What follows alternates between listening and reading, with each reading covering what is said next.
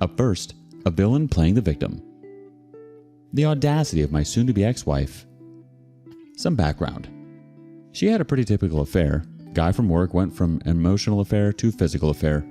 In her words, they fell in love and are soulmates. She confessed to me one weekend and told me she was moving out of our condo.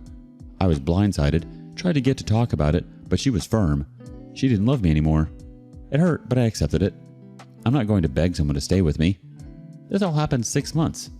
Over those 6 months, we separate our lives. Joint accounts or credit cards, typical stuff. I file first, which for some reason pissed her off.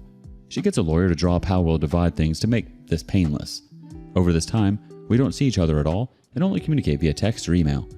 I have a daughter from a previous relationship, and my soon-to-be ex always had a close relationship with her, and she wanted to stay in my daughter's life, which I was fine with. I'm not going to deprive my kid of that because I'm upset. The soon-to-be ex missed a few visits with my daughter, and it really hurt her. My soon-to-be ex apologized, claimed that she became really busy, but I stopped the visits until she could actually keep her promises. That caused some issues, but eventually it was dropped. So over those 6 months, I was just working, hanging with my daughter, but I fell into a funk. Really didn't go out other than to the gym or with my daughter. This Friday, my younger sister and her fiance dragged me out, said I can't be a hermit anymore, and started enjoying my life. We went out with her friends, and I ended up hooking up with one of them. She confessed that she's had a crush on me for years, but the timing wasn't ever right. We ended up hanging out all day Saturday too. Easily was the best weekend I've had in forever. Not just the sex, but this weight was lifted off of me. I felt like a person again. This morning, I wake up to dozens of voicemails and texts from the soon-to-be ex raging at me, calling me a hypocrite, even accusing me of having been with hooking up my sister's friend during our marriage. How could I do this? Pure insanity on her part. I called my sister and gave her the rundown, and she checks my soon-to-be ex's social media, and she's playing the victim, saying crap like, "When your friend catches your husband out with another woman while he's trying to save his marriage." Completely playing the victim. After that, I did respond to one of her texts and just said, "Were you trying to save our marriage when you were sucking your coworker's dick on lunch?" Probably not smart on my part, but F her, seriously. She's responding again with more "I'm the victim" crap, and I'm not engaging anymore. But seriously, she's lost her mind, right? She can't be this stupid. Let's see if the community agrees or disagrees. The Big Pickle wants to say, she can't be this stupid? Yes. Yes, she can. She Got the Ganai 13 says, it's not stupidity, it's controlling the narrative. She's using it as cover to muddy the truth because it serves to make others question if she's really the villain or not. This is why, when there's infidelity, it is important to let everyone know right away.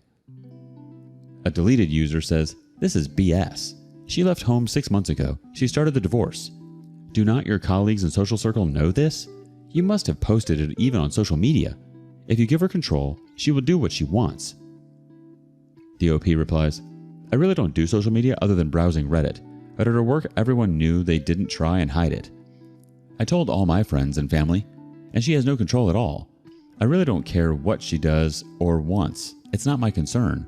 But I won't lie, this outburst from her caught me off guard. Life Yogurt Closet 98 thinks, she's stringing you, and since you can't anymore, she's putting you on blast so when her relationship is fully exposed, she's not the a-hole. It's a tactic so cheaters can have a clean slate, and also why she was mad that you filed for divorce first. Edit. Also, if you report her and her affair partner to her job's HR, one of them, if not both, will lose their job. She can't fake her way out of that one. Yes, OP. She's absolutely losing her mind. She's only behaving this way because she thinks it'll take the pressure and attention away from her, leaving you for some other guy. She used this as a way to try to throw you under the bus, so people would look at you as the one at fault and not her as the cheater. This is just something that narcissists and cheaters do. She also probably can't stand to see you move on. I'm sure she got a high off of seeing you unhappy and beaten up about everything. What do you think? Up next, a birthday girl who took our next OP for granted. When does it get easier? Hi guys. Life has been extremely difficult in the past few days. I was with my now ex for a few years, and life was great. We had our ups and downs, as anyone does, but as a whole, the relationship made me feel like the best version of myself. I genuinely thought that this was the one, and we would have gone down the whole marriage and kids pathway. For the last 4 years, we've been working like crazy to save up for the deposit to buy our first home, and we had actually got there, and we're exchanging contracts next week. Life was great, and we couldn't wait to move into our first home together. About 2 months ago, my now ex went on holiday with her best friend for 3 days, which was great, but it was lovely seeing her having a nice trip. She got back, everything was normal, and we carried on preparing for the move, buying more stuff, and just genuinely getting ready. It was her birthday last week, and before we moved in, I saved up to take her away for her birthday as a present. It was brilliant, and we got home last Friday, and I had to nip over to my parents' house quickly for 20 minutes. Within that 20 minutes, she decided to tell me over text that she cheated on me twice within that holiday that she went on with her friend. I was trying to find out why, so I was asking her, why? Why only tell me now? Why carry on without telling me? But she's blocked my number and all of my socials, so I'll never even know. Not that it would probably even help, but I just wanted some idea to potentially try and close off them thoughts and the whys. I genuinely feel broken inside. At first I just felt anger, and as time is going on, I'm just feeling like a shell. The sadness is unreal. I genuinely don't care anymore about anything, and I can't even work because I can't even focus. I went to her place to drop off some clothes I had on Saturday, and she unblocked me to purely say that if I go around without any consent again, she'll get the police involved. I feel so lost, hurt, confused, and genuinely beyond sad. I'm a strong person, but sometimes it just feels like I'm not strong enough to keep up with all my emotions. Oh, OP, I'm sorry this happened to you. It definitely sounds like you were way more invested than she was. If she didn't want the life that you were imagining, she should have told you and been honest with you rather than cheating on you and this friend trip. And even worse, she totally used you for a birthday vacation, and probably way more than that too. I'm sorry, OP. What a punch to the guts. I can understand how broken you're feeling. To have someone blindside you like that is horrendous and extremely hurtful. You had been planning this future together, and suddenly it's just ripped from under you. Update. Hey Reddit, it's been a while and a lot has happened. 175 days to be exact, and some people wanted an update. Here's the update for those that want to know or care to read. At the time of my last post, I was mainly angry, understandably. There has been no contact from my ex at all. Both ways, nothing at all from her, and I've not reached out at all either. Through reflection, I've understood that she was extremely narcissistic and I was sadly being emotionally abused. While it shouldn't be, as a man, I felt it quite embarrassing for myself. How did I not realize? How was I so stupid? But ultimately, it's not on me. There's bad and good in this world, and I know that I'm a good person and nothing I have ever done meant I should have deserved this. Her friend messaged me actually. I think she was drunk, saying that my ex actually cheated on me 3 times instead of the 2. It was full-on sex and not just kissing. Not that it makes it any worse, etc. At the time, I think I got through the pain, and it was a lot of pain, through my work and going to the gym. Sadly, a month after this news, I was made redundant too. I'm still in this role, leaving at the end of the month. During this time, I crashed hard, and I felt lows that I've never felt before. Full-on depression. I developed anxiety and my mental health was truly in the mud. I often had thoughts where I considered that I couldn't cope and I wasn't strong enough to continue to deal with my struggles. It was and is terrifying to feel unable to feel safe and comfortable in my own mind. However, I reached out for help. I rang my local doctors and got prescribed medication to help with the anxiety, and it has seriously helped. However, the deep sadness wouldn't shift. I know that I'm extremely lucky to have this, but through my work, I can have 6 free of charge counseling sessions. Last month, I felt extremely low again, more than usual, and I decided to seek this help that was on offer. I've had 2 of these sessions so far, and while they're extremely hard, I'm proud that I've actually reached out. I'm not a guilty person. I've just been a victim, and I realized it's time to focus on me. It's time to heal. It's time to move forward. And it's time to live and work towards the happiness and success that I have yet to see in this world. It's a work in progress, but I'm getting there. I'm starting to understand, and I'm starting to regain everything that I have lost mentally. I've also started a TikTok account that has some calming videos to help anyone, suffering or not, to have a moment's minute of peace. We deserve it. I'm not begging for followers. I genuinely don't care about that at all. But if you feel like it might help, then it's mindfulminds_1. Everyone here on this page, you're strong, you can heal, and you can find the love and happiness that each and every one of us deserves. Love yourself. Let's check into the community for a quick comment from Taiwan Bandit. I'm not a guilty person, I've just been a victim and I realized it's time to focus on me. Between this post and last, this might be your best statement. She was the lowest of the low, just using you up, not caring how it hurt you. Glad you got out before marriage and kids. You're on the plus side now. Continue to work on yourself. pour yourself into your job, start new hobbies, join a sports team, find old friends left behind, engage your mind in things that bring you happiness. Thanks for the update. Take care of you, OP. It's so nice that you're taking care of yourself and getting the help you deserve. There's such a bright future ahead of you, OP. Thank you so much for opening up and being vulnerable to us. It's not an easy thing to try to look at your life, reach inside, and talk to someone about things. It's hard. I'm sorry your ex made you feel like less of a man. That's not the case at all. Wishing you all the best, OP. Do you have a similar story? Share it with us in the comments below. Next, hindsight is always easier than foresight. Was there any red flags at the beginning of your relationship that you ignored or excused? There's a saying that someone shows you who they truly are within a week of knowing them. Were there any red flags for you that you ignored in the beginning but were clear signs or indicators of a cheater? This was true for me. He picked me up for a date the first day, and he bent his neck backward to check out a girl walking in the parking lot, staring for longer than 5 seconds. I ignored it since we weren't dating yet. He followed many pickup artists on Instagram. I also remember going into a boutique and he literally said out loud, "Dang, she's cute," about the store associate. He denied ever saying that though.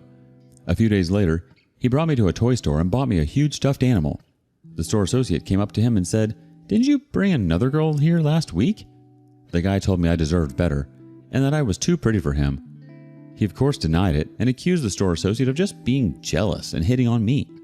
I was only 18 at the time, so I was really naive to all the signs. I also had a strong intuition, gut feeling that this guy was no good. I actually ignored him after the first week of knowing him, but he persisted and I became his girlfriend. Ignoring all the red flags led to an 8-year relationship full of lies, pain, backstabbing, and gaslighting. He was a serial cheater and frequently approached girls, asked for their numbers, and had sex with them. He told me he saw me as the main chick, and everyone else was his side chicks. He was also very emotionally and mentally manipulative, and I'm still building my self-esteem. I'm a different person now. I don't ignore red flags, and when they come up, I don't beg a guy to change for me or to try to understand. I just move on. I guess I'm now at the reflection stage. I'm looking at the past from a different perspective. I forgive myself for excusing all the red flags, and I'm grateful for the strong woman it has made me today. The community has a couple comments. Apprehensive Cost 496 starts us off. The one I missed was related to my ex's fiance. They were engaged but broke up because he was abusive. Fast forward 1 year and I go to a wedding that was her high school friend that had quite a few people, including the ex-fiance. The vast majority of those folks gave my ex the look and wouldn't talk to her. The ex-fiance eventually came up to me, introduced himself kindly and said, "Nice to meet you." I personally had no anger toward the guy, but it kind of broke my impression of what I thought he would be. Fast forward to now, post-divorce. I learned my ex cheated on him. No wonder she got the look. They probably knew I was the next schmuck in line. One Midnight 21 chimes in. For me, one of the biggest red flags was my ex-wife saying she cheated twice in the past, but outgrew it. There were a whole other whirlwind of red flags related to what I found out was her personality disorder years later. But now I have that as one of my absolute no boundaries. If I talk to a person and they even have a hint that they cheated or were an affair partner at some point, it's an instant goodbye. The only possible excuse acceptable being they were physically forced to cheat at threat of bodily harm or death, which then would be just SA and not even cheating really. JTVTR says, "I'm not in my reflective stage yet as I'm still very angry about the whole situation, but there were times that I get reminded of red flags of my ex that I ignored. First one was when we were talking about loyalty and one of the things he said was, 'As long as he still goes home to the same woman, it's fine.' It didn't feel good hearing that from him, but that time we were still dating for a few weeks. I was too young and naive to think that maybe in a few years his views would change. And it didn't. There had been so many red flags, most of them subtle, but the biggest and most obvious one was that he lies about many things, even the smallest things about himself. For example, like for months, he didn't inform his parents that he got a new job and made them think he still works in the same company. His new job and company were both great. Nothing to be embarrassed about, really. I found it really odd. Like, why? There were also times when he would easily throw me under the bus to save himself in situations where he knew he'd get in trouble. He always thinks about himself. At first, maybe you wouldn't connect these bad behaviors to that of a serial cheater, but the clues were all there. Being dishonest and selfish are just some of the most common traits of cheaters. I still kick myself for letting this person share 10 years of my life for nothing. but I guess it's better that I got myself out of that relationship than waste another 10 years of my life with that person. I think if someone is on a date with you, their attention should be on you. If their attention is focused on others, I think that proves that they aren't actually interested in you or a relationship. What are your thoughts on red flags in the first few weeks?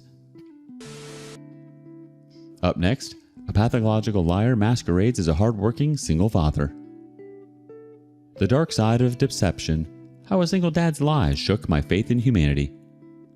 Been seeing a guy for 6 months, single dad of a teen with autism. He always said he couldn't leave his son alone, so he didn't have much time to spend with me. I was fine with it because he had a good excuse and it was casual between us. Usually I don't stand for that. He said he homeschooled his son and was always with him. I truly admired that. After being together twice, I told him I would like to spend a little more time with him besides just the sex, and we decided because he couldn't do that to call it off amicably. A month later, I matched with him again on Tinder, and he said he would put in more time with me. We see each other again, and after the last time, he sends me a text that his wife moved back into his house and wants to try raising their son together. I told him if there's a chance they could work it out, to take it because of his son. I've met his son before, and he seemed so sweet. Anyway, I thought that was it. Last night at 1 a.m., I get a call from his wife, telling me, with him on speaker, that they were never separated or divorced, and that he'd been lying to me and other women and sleeping with them too. She said he was addicted to porn and sex. Now mind you, this guy is an expert liar. He speaks so sincerely that I truly felt for him for being a single dad of a son with special needs. I was happy there was still good people out there. We had a lot in common, and he just seemed like a good guy. Now I didn't have feelings for him, and he always told me his son didn't really spend time with his mom. I wondered why a mom would abandon her son, especially with his situation, but ultimately decided that it wasn't my place to judge. Turns out that she was always there. She quit her job when she found out her son had autism. She homeschooled him. She created the lesson plans. She did it all. I felt and still feel sick to my stomach. Not because I had feelings for this guy, but that my idea of who he was shattered and replaced by a monster. And I didn't have a clue because of my BS blinders were on because of his son. The fact that he used his autistic son to lie and to get sex and present himself as a stellar dad and his wife to be a lowlife truly has made me ill, physically and mentally. I am distraught. I can't reconcile my belief in humanity with something this evil and wrong, and I can't deal with the disparity between what I want to believe people are and what they really are. I just can't. I don't know how much longer I can stay strong and deal with this type of behavior. I just don't. I don't want to be on an earth with people like this, and I just don't know how to deal with it. I went through 11 years of emotional abuse during my marriage, and it was worse than any physical abuse for me because I am all emotion and passion. The way people act has a massive impact on me whether I try to let it affect me or not. And this really got to me because he attacked my core belief and yearning for people to be good. He crushed and destroyed it and replaced it with fear, distrust, and uncertainty. Because in my opinion, a pathological liar is capable of anything, and I fell for it. I trusted this guy and invited him to my home. It makes me want to throw up. He was in my safe space. I just can't. I feel violated and defeated. Anyway, thanks for reading and letting me get this out. Let's see what the community has in way of reaction. WookieeMan222 says, like there are cheaters and then there's this piece of crap. Euphoric Statement 95 says, geez, what the hell? But welcome to life. There are crap people everywhere. King Hafrican 702 says, wow, this was low. He lied on his son to cheat. I've seen it happen before, but reading this doesn't make it any easier. Sorry you went through this. That's awful. The Cat Sass 2014 says, as a father of an autistic boy, this is vile and shameless. Don't feel too bad. Sociopaths are hard to spot. J&H daughter has an elaborate thought. Okay, firstly, take a huge and cleansing deep breath. Let it all out till there is no more air in your lungs. Do that about 2 more times and hear me. Sweet soul, you are spiraling. You're making this more than what it needs to be. Yes, he is a sick individual that I hope and pray his wife leaves him and takes him for everything she can. As for you, why are you letting someone change who you are? Look, you don't have to feel the way you do. You just have to change your routine and get the hell off Tinder. Sweetie, Tinder isn't for love. It's for cheating people and single people who don't want commitment. Just because you picked wrong twice just means you need to take time and reflect and change your way of screening who you want to be with. Look, Honestly, the first one, it was because you didn't know your worth or know what love is. This one, he was a freaking clown who used his disabled child. Of course, anyone would let their guard down. Please get off Tinder. Go to something like Match or sites that aren't more hookup-ish. Also, once you break it off with someone and you see them on a site, just swipe left. Don't return to anyone. No offs and ons. If it didn't work, it didn't work. The world is a very effed place, but dwelling on it and making it change who you are and letting it make you feel like you don't want to be here is not a way to live. In life, there are some things we can control, and there are things we can't, and making things we can't bigger than what it is, or letting it bother us more than it needs to, doesn't make life better. Living with fear and doubt doesn't have to be your life. No one makes you do that, but yourself. The world is 80 to 90% effed up in any given day, and people are a-holes, but you don't have to keep them around you or in your life. He's trash, but your life doesn't have to be. I think although it's hard to have experiences like this, and yes, there are lessons that we inevitably learn from it, it's just as important to not put all of our eggs in one basket. Moreover, I think there's some valid points in the comments. It's important that we don't let other people dictate how we feel about ourselves. Do you have any advice for OP? Share it in the comments below. And thank you for joining us today on Our Space. Like and subscribe and hit that notification bell so you don't miss out on our next video. We'd hate for you to miss them. If you want to listen to more stories from me, check out our lounge where I feature a larger variety of non-cheating related stories. See you there.